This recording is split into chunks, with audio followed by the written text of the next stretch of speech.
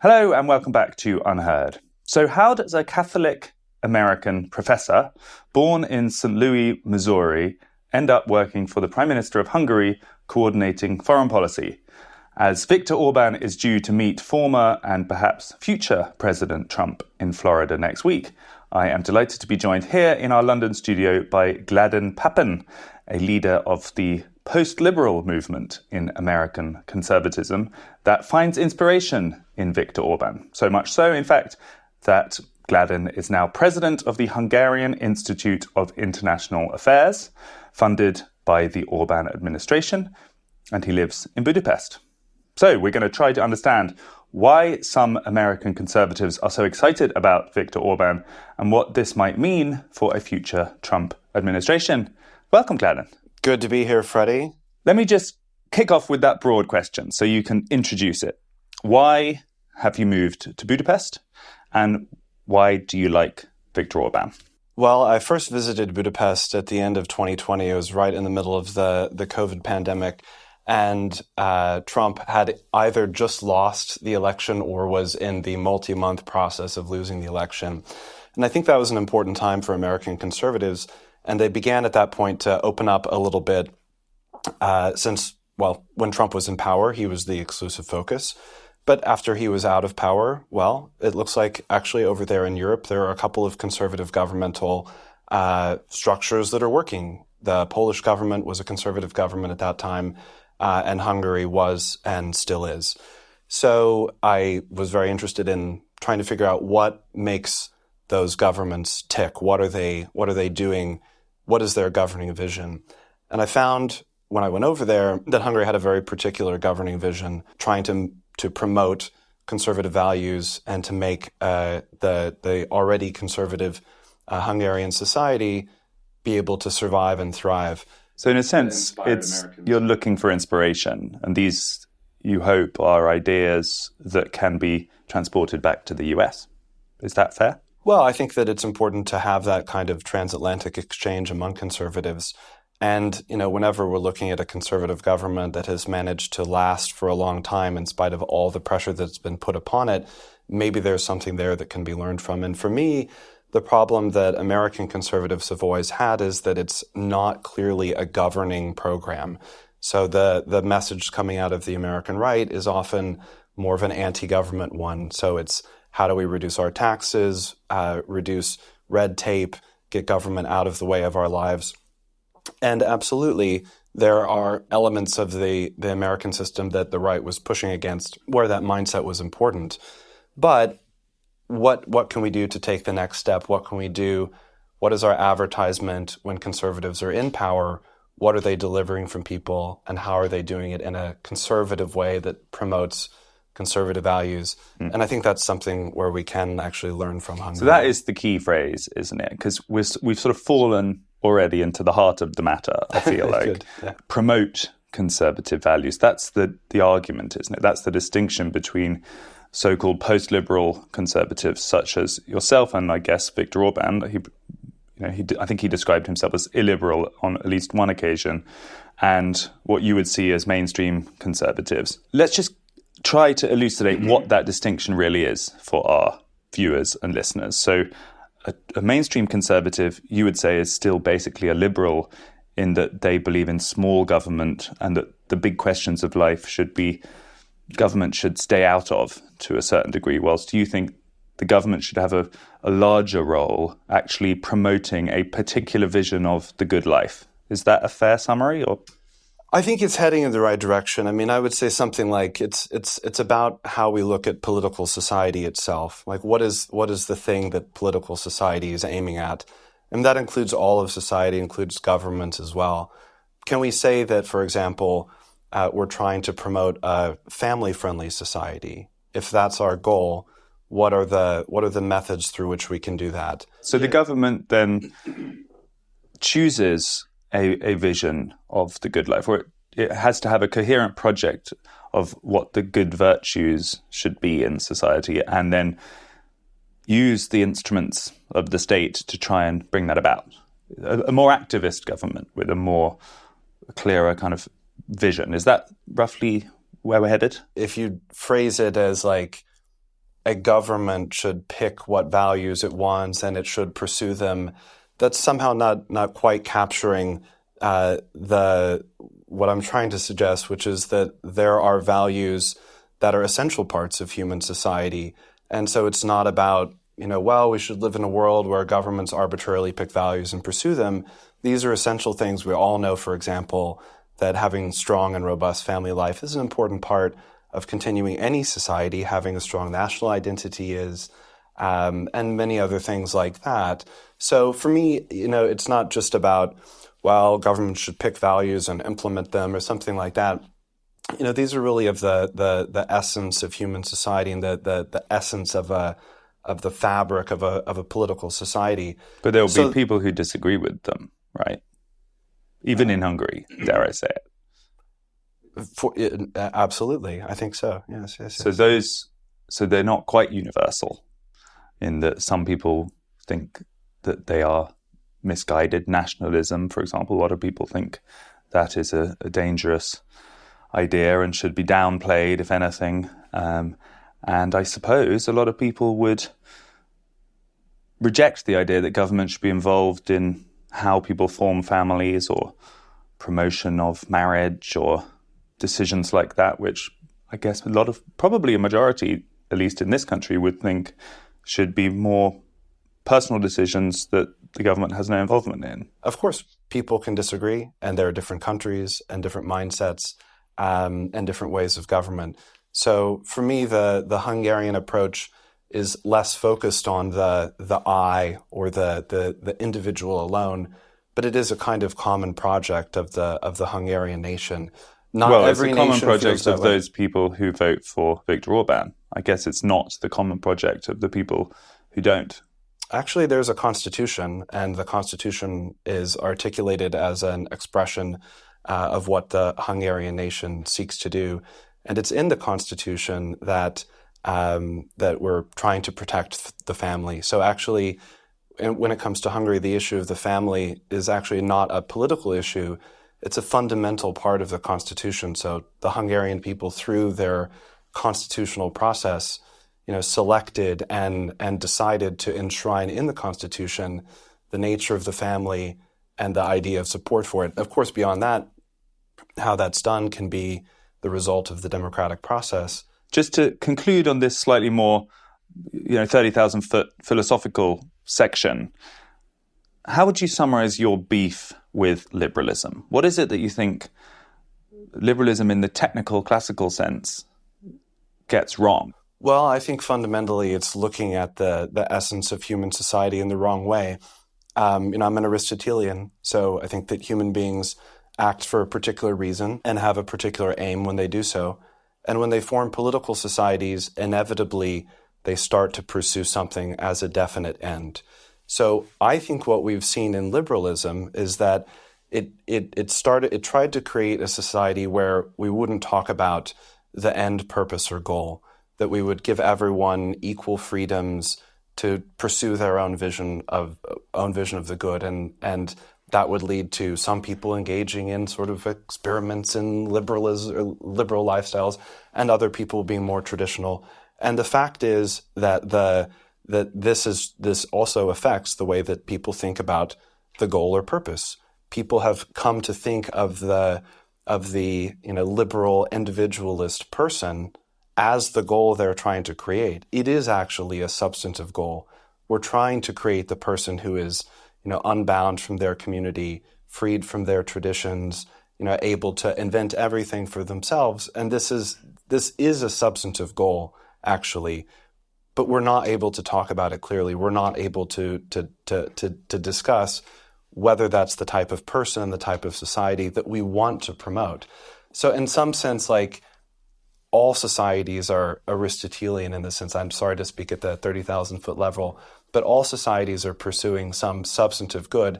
And today, I think that we can see that there is a vision of the substantive, ever more liberal society, ever more liberal person, ever more freed from traditions, ever more unbound by those restrictions of nature and community, enabled by technology to achieve ever more ever more freedom or something like that. And I think that So you're there saying is something substantive there. So while it might purport to not have a ideology or a vision of the good life, actually what you say is it does, in effect, and it just doesn't spell it out. Yeah, I mean, I think that this, at least in the U.S., I know that Trump is a kind of particular phenomenon, but for me, this really became clear after 2016. I come from the university environment, and the universities in the U.S. before 2016. Well, people can have political disagreements, but, conservatives will have to keep a little bit more quiet or something like that. After 2016, unless you are positively affirming the political viewpoint of the liberal left, then you're excluded. Is it not possible, though, Gladden, to agree with some of what you've said, to observe that the last decades, and maybe in particular the last few years of liberal societies, have become somewhat unhinged? Maybe they've overreached, and maybe a correction is required within liberalism to readjust the center point, to reassert some more common values, and to kind of restrain the excesses of sort of unmoored individualism, without throwing the baby out with the bathwater and saying we're now going to kick out the whole liberal ideal, because that's been going for centuries. And as I understand it, at its heart, the idea is that we have a negotiated settlement in our societies between people who may fundamentally disagree about aspects of what the purpose of life is, and yet we can still live in peace and in harmony, and without requiring whoever happens to control the government to exert their vision of the life on everyone else. I mean, that's been enormously successful ever since, you could say since the Glorious Revolution here in the UK. It's been a wonderful gift to humanity, liberalism. It's allowed huge increases in innovation and wealth and human flourishing. Why would you want to throw it out? Should we not just be correcting its most recent excesses? One thing I would say is that I think that as liberalism became triumphant, there are many good things that are included within it that also have existed outside of it, or that are part of other political systems. So, for example, you'll often hear liberal historians referring to things like the right to confront one's accusers, and these different parts of the that have been part of the liberal legal tradition. They'll claim that those exclusively came from liberalism. One thing that Adrian Vermeule has done, and some of the others who are part of these common good constitutionalism projects have uncovered, is that these things existed outside of liberalism. They came from earlier in medieval society. They came from the Christian tradition, from the Roman law tradition. And so where I'm going with this is, the alternative to liberal democracy isn't authoritarianism. We don't need to live in this kind of bipolar analytical framework, which was very common not only in American and Western universities, but in decision-making circles, that there are basically two alternatives. There's either liberal democracy, which includes all the things we like, or some horrible alternative, which we'll call authoritarianism. What about Christian democracy? There is another alternative tradition in Europe that has many of the same features of modern life that we've come to expect, like preservation of personal freedoms and things like that, but which is oriented around and still based on some more solid ground. There is a tradition called Christian democracy, which is a modern political tradition, but would have... Hungary represents it. Is that the argument?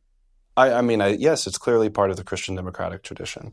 Hungary is a modern, functioning democracy with all the ordinary freedoms that one finds, but there's a solid basis for them. So, one thing that struck me when I came to Hungary, compared to life in the U.S., is that, well, of course, there's freedom, there's different lifestyles, whatever, but there's still a norm. Like the norm is the traditional family. Well, let's just start talking about some specifics in Hungary then, because this is the argument, isn't it? We have this experiment, or this real-world example. How well is it working? You talk about personal freedoms being preserved in Hungary. gay people, for example, feel intimidated increasingly by the administration in Hungary. Probably precisely for the reasons you've given, that it is prepared to stand behind what it sees as the norm and proactively assert its virtue. So if you are outside that, you will start to feel intimidated and excluded. What is your answer to that? What is your defense of personal freedom for gay people in Hungary? Well, again, every society has a norm at some point, and even liberal societies have been going more and more in that direction. So I would say in the U.S., if you're a traditional Catholic family that's trying to raise your family in a traditional manner, have lots of children, keep to your religious traditions, you'll find a lot of headwinds in normal society, headwinds in the primary schools, secondary schools, colleges. The woke educational system has become more and more aggressive. It's insinuated itself into corporate life. Basically, you can live a kind of alternative, conservative, traditional lifestyle in the U.S., but as you start to go through elite institutions and into normal professional life, you'll start to encounter the bottlenecks where the liberal enforcement happens. But that's illiberal, Gladden. I would say, if that's true, and I don't disagree with it, that's not right. But then the reverse should not be enforced either. Why are you not arguing for a more neutral government space that allows both conservative Catholics and, left-wing gays in towns or cities to both feel like they are not judged, not excluded, they don't face headwinds, they can live their life? People want to, as I said, from the Aristotelian standpoint, it's natural for political communities to define their norms and to support them. So ultimately, there is no completely neutral liberal society where everyone can just do as you describe. So I think that the problem with liberalism is that it can't sustain that. There's no way to sustain that kind of society. There is some sort of vision is going to prevail. And from my standpoint, there's nothing tyrannical about the traditional vision of human life. We all know that there is no functioning human society without a strong basis in the traditional family.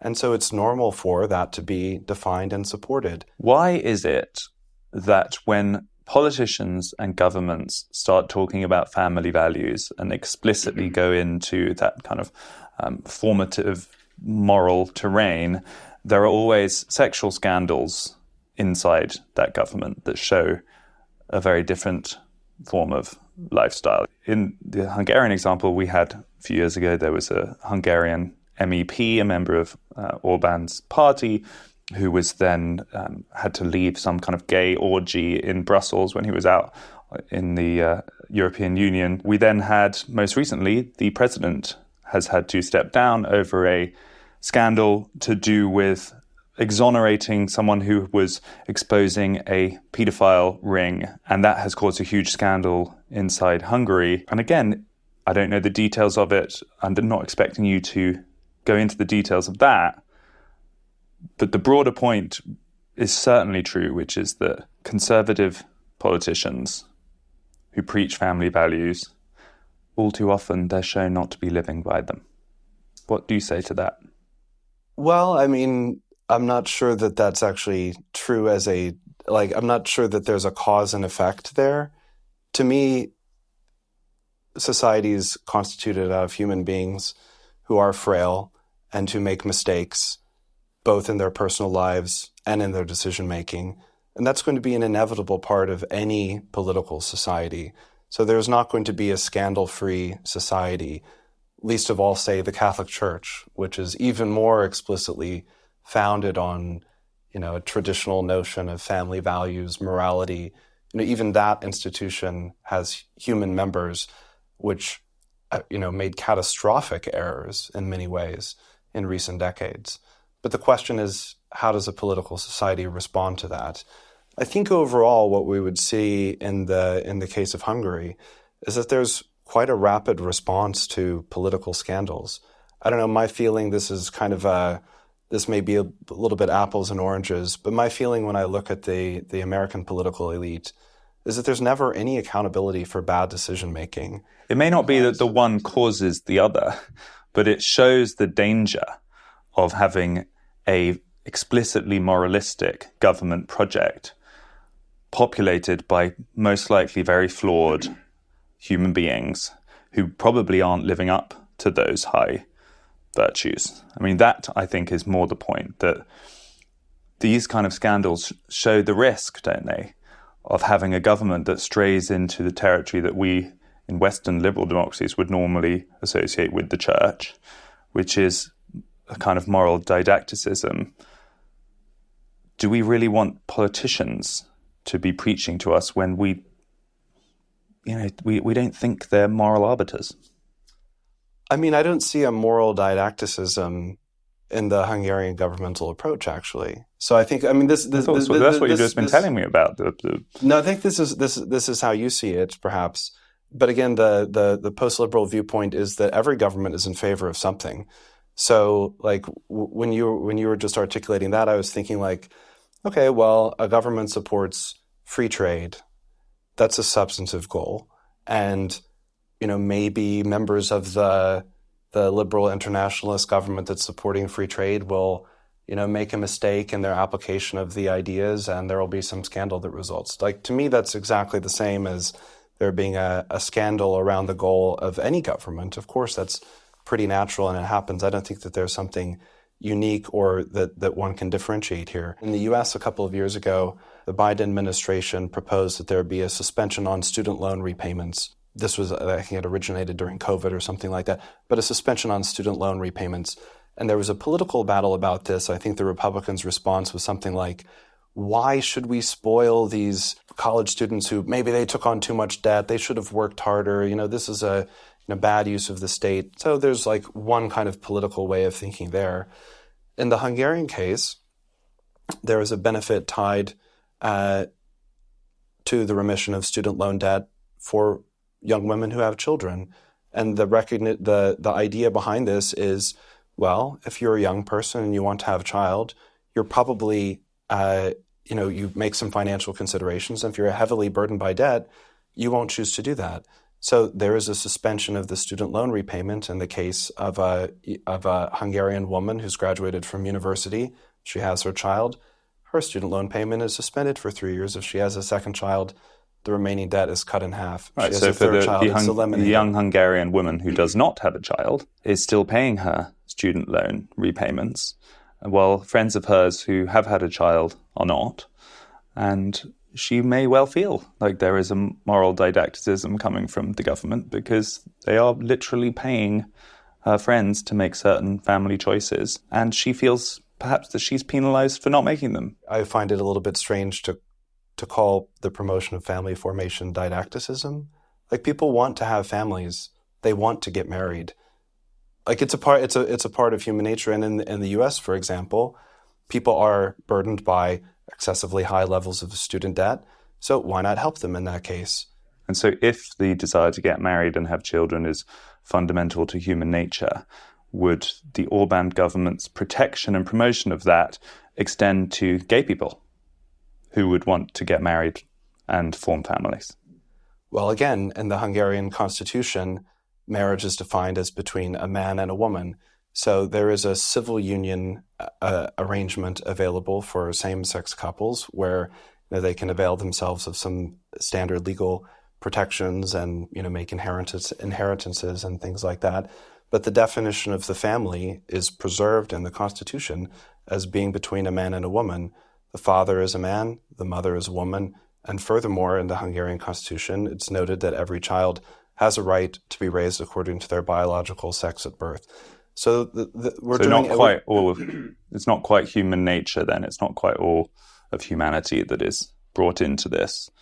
It's particular vision as encapsulated by the Constitution and promoted by the government. And if you fall outside that, you're not protected in the same way.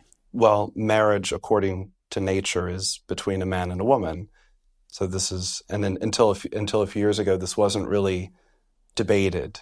It's clear that by orienting society, keeping society oriented in this direction, we put it in the best possible situation to continue. A lot of people criticize Hungary for what they would consider attacks on the institutions of a liberal democracy. This is the thing you hear most commonly within the European Union. That is the idea that the Orbán government has over its time been making an assertive effort directed at the judiciary, at the press, at the academy, at universities, to politicize them in some way or to populate them with like-minded friends of the administration, and in some cases actually take direct control of them, which itself is moving away from a free society where the democratically elected government can face proper scrutiny.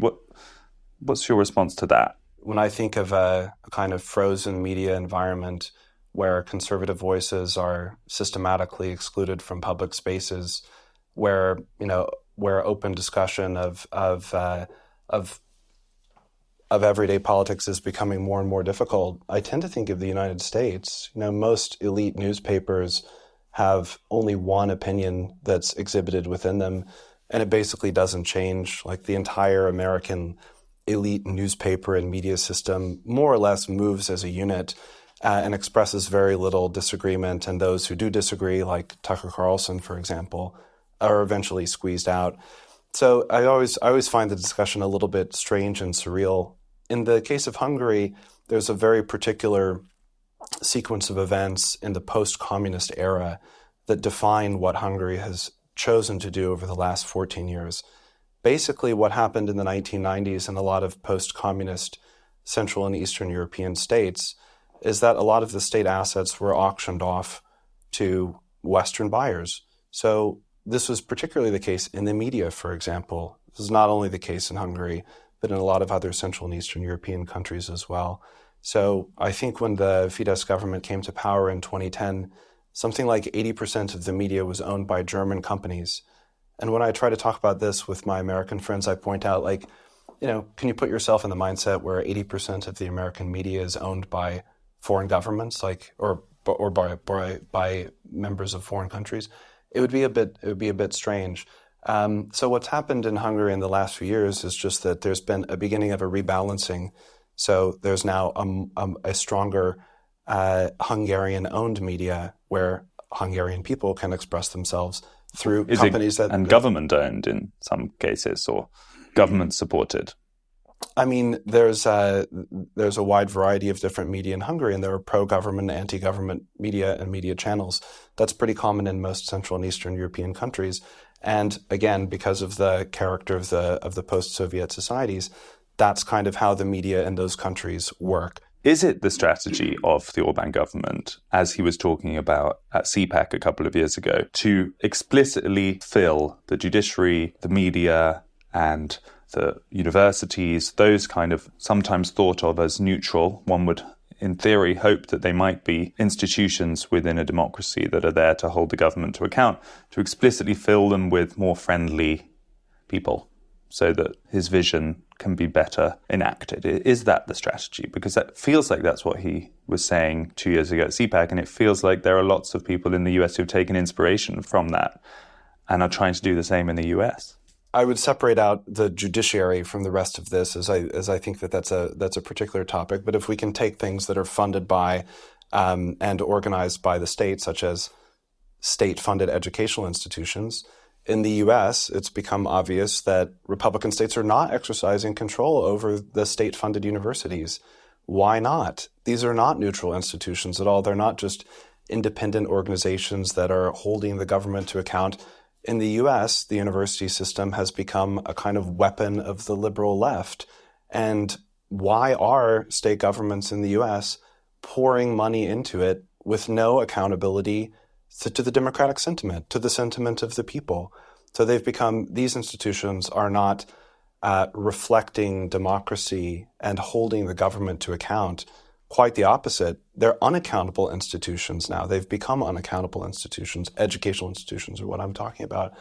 And so I think we've seen the beginnings of a correction in the other direction in the U.S. Governor DeSantis in Florida has begun to exercise tighter control over the universities to eliminate the diversity, equity, and inclusion programs and things like this that are emerging not from the will of the people or the democratic sentiment, but basically from privately funded left-wing organizations like Soros-funded organizations, et cetera. Those institutions in the U.S. and in Europe changed not because the people became more left liberal and the educational institutions reflected them.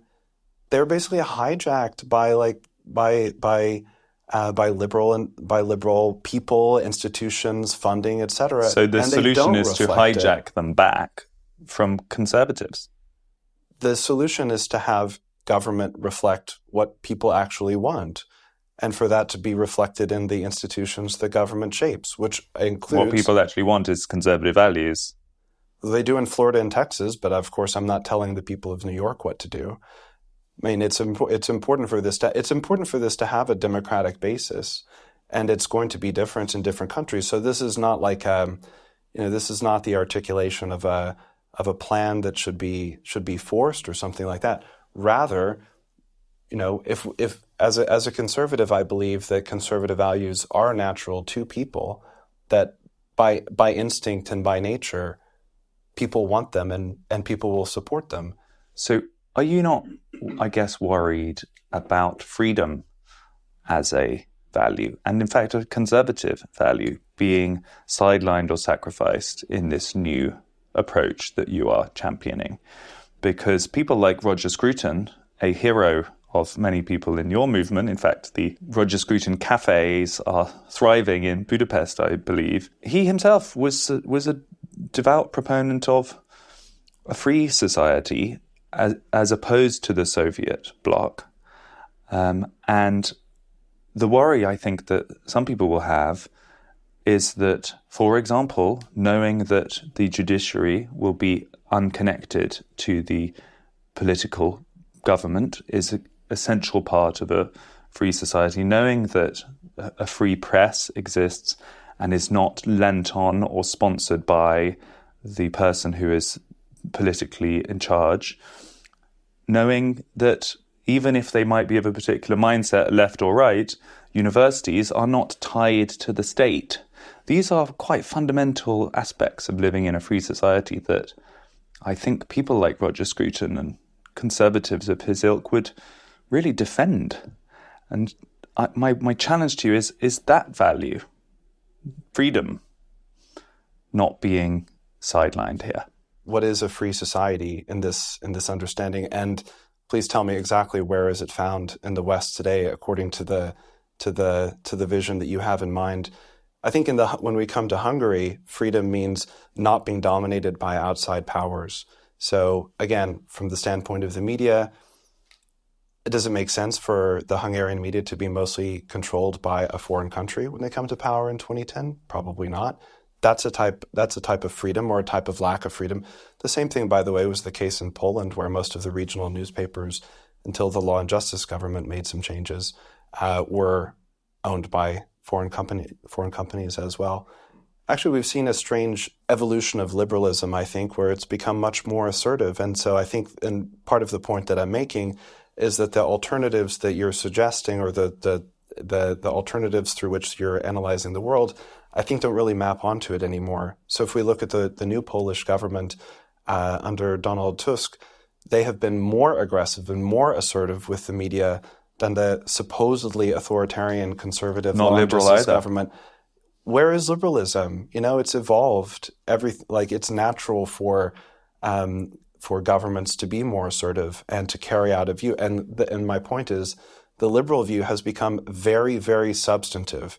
A traditional conservative family is not free, according to the understanding of liberalism.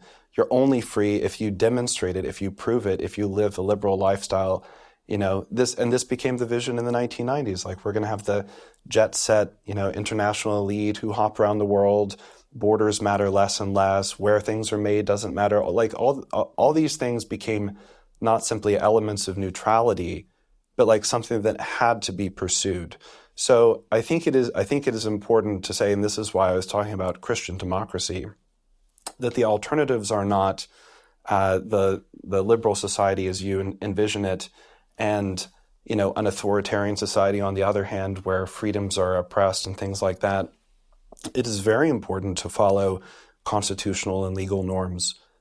Those can be invested with a Christian and conservative understanding of where they come from and what they serve. Let's talk about foreign policy, because that is actually what your institute focuses on, and we're going to run out of time otherwise.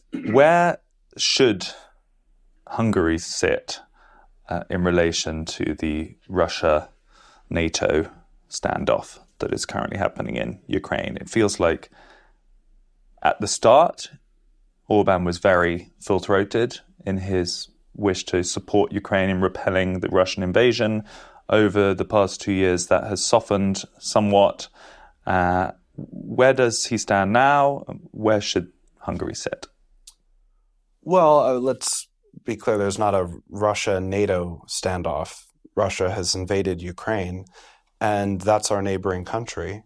So the immediate Hungarian reaction was to denounce the invasion as illegal, as a violation of international law, as a violation of Ukraine's territorial integrity. But for a number of other reasons, Hungary didn't want to be involved militarily or directly.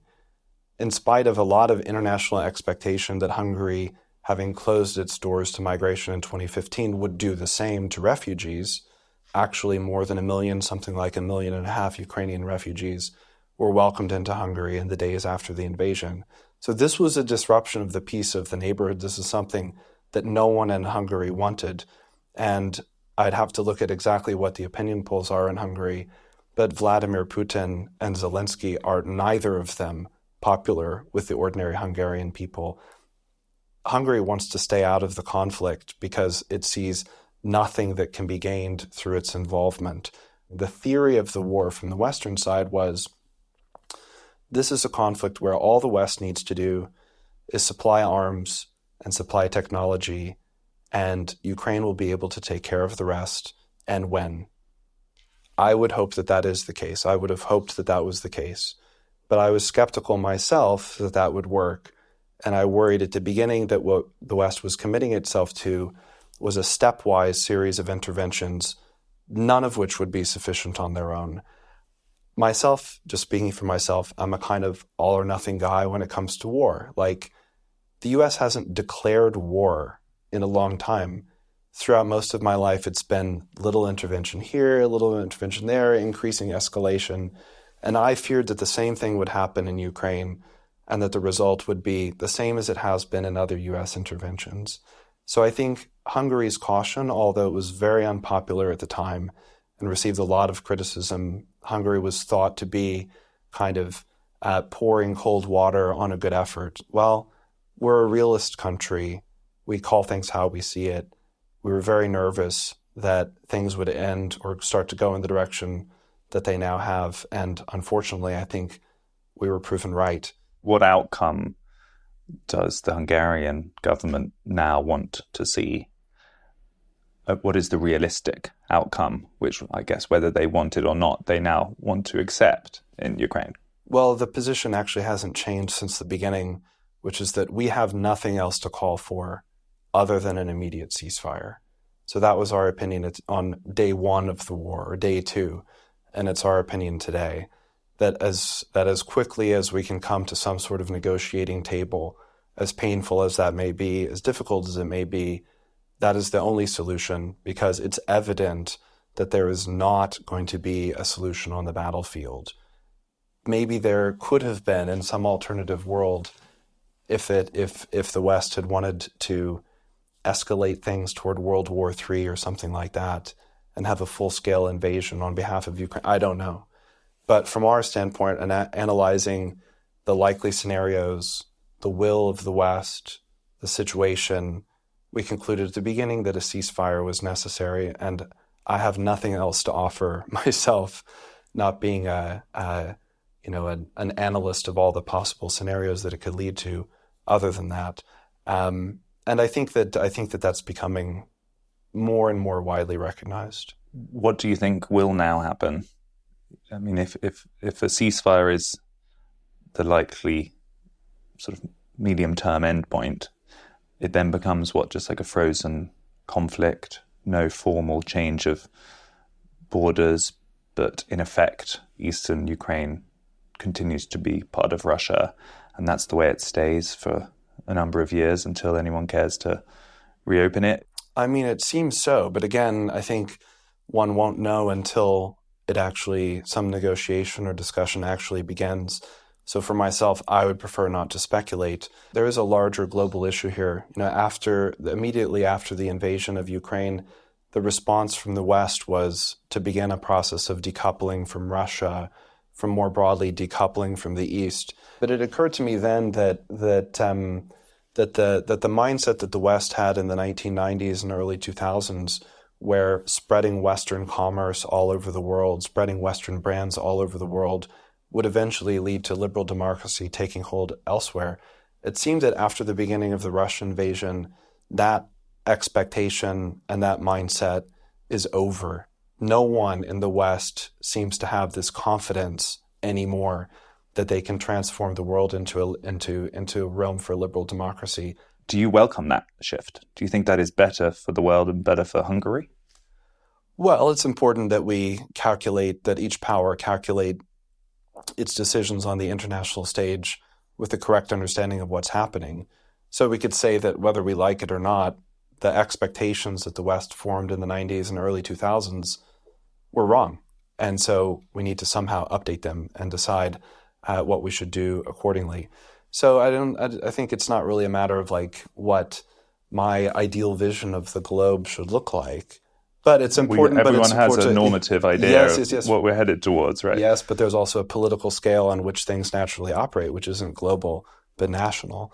Well, I mean, it's a question that we haven't really reckoned with in the West. It just sort of happened overnight, and I think it is connected to this larger crisis of liberalism that we've been talking about.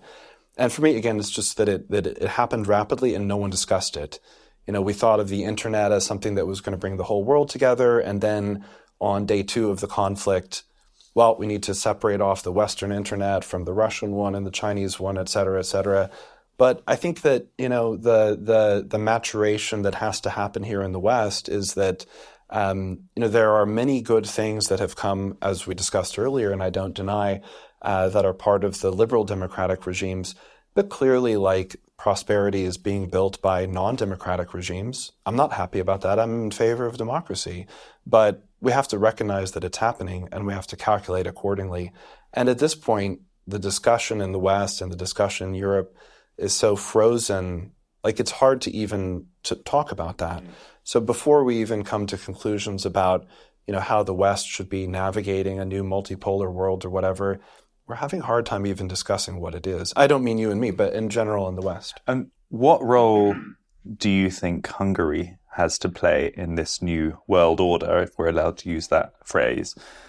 Because it is kind of confusing to observe Orbán's shifting stances from the outside. He was very full-throated in the defense of Ukraine, has subsequently become less so. He was opposed to Sweden joining NATO. He is now in favor of it. Well, the Hungarian parliament was not ready to ratify the accession. So the position of the government was in favor of the accession, but many people felt that there wasn't a good relationship between Sweden and Hungary, and that before entering a defensive alliance together, where we're each committing to send soldiers to the other's country in the case of an invasion of a NATO member, before we make that commitment, let's make sure that we get along and resolve the issues that are in the air between the two countries. And in the case of Sweden and Hungary, there were some issues between the two countries. There wasn't a strong relationship. Sweden had been party to the rule of law procedures against Hungary and had put pressure on it for its conservative stances. So it was important to Hungary that situation be resolved, which it has been. The Swedish Prime Minister visited. Everyone is happy. The Hungarian parliament ratified it, and it took a while. So I think often people think that the Prime Minister's position has changed over time on an issue like this. I don't think it's changed on Ukraine, by the way. But actually, what I'm finding in European discourse is that no discussion is allowed of a certain topic. Hungary has a discussion that it wants to see happen, and it takes like a year or a year and a half for the discussion to be opened. What you've described is really Orbán and the government pretty much using their role within the European Union, within NATO, to make sure that people pay attention to them, which I think is one way of characterizing it and makes sense. Do you think Hungary looks to have a role that faces both ways in terms of the West and these new poles of influence such as China and Russia? Do you think there is a special place for Hungary in that discussion? The world is going in a multipolar direction. That's defining what that means is another discussion, but it's clearly not the unipolar American hegemonic role of the 1990s. And so basically we want to see the poles get along. We don't want there to be a world war. We don't want there to be a violent conflict between the US and China. And my fear, what I see happening since the beginning of the war, is that we're moving back in the direction of bloc formation, that there are many different multipolar worlds that we can have, but one in which everything in the West goes exclusively through the new local imperial capital, Washington or New York or Brussels. Everything goes through there, and in the East, everything goes through Beijing or whatever.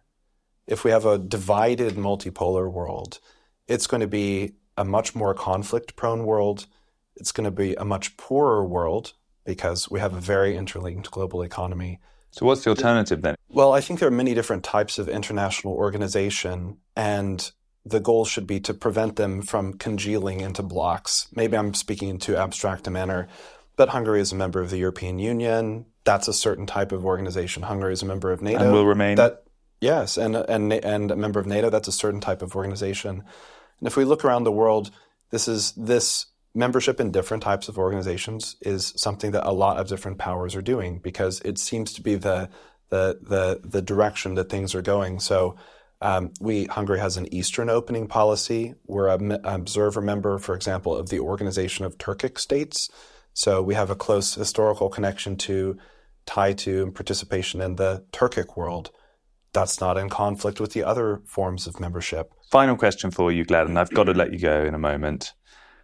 You've moved to Budapest. You've moved your family there. You've been using the first person plural to describe Hungarians during this interview. Do you think you're going to stay in Hungary now? Is that you done? Or do you think you're going to head off back to the US? I try not to look too far into the future because if I had looked into the future a few years ago, I probably wouldn't have imagined that I would be living in Hungary now. So it's best not to look too far ahead, but absolutely Hungary will remain a serious and permanent commitment. Gladden Pappin, thank you so much for your time today. Thank you, Freddie. That was Gladden Pappin, a living, breathing example of the part of the American right, American conservatives, who are so interested in and enthused by Viktor Orban and the government in Hungary that in his case, he's actually moved there and by the sounds of it, isn't coming back anytime soon. Thanks for tuning in. Thanks to Gladden and see you next time.